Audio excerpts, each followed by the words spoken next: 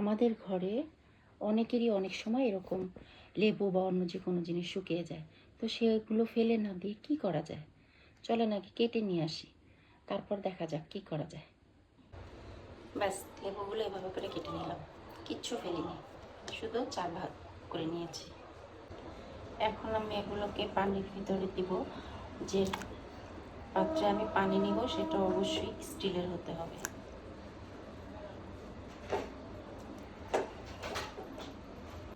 সবগুলো লেবু আমি একটা স্টিলের পাত্রে পানির ভিতর দিয়ে দিলাম। এবার আমি এখন এটাকে চুলায় বসাবো।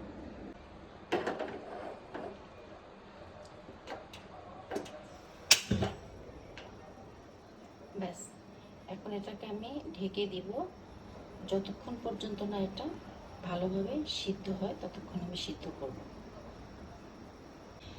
এই লেবুগুলো সিদ্ধ করার পরে আমি এটাকে দিয়ে কি করলাম, কি কাজে ব্যবহার করলাম সেটা দেখার জন্য অবশ্যই আগামী ভিডিও আপনাদেরকে দেখতে হবে।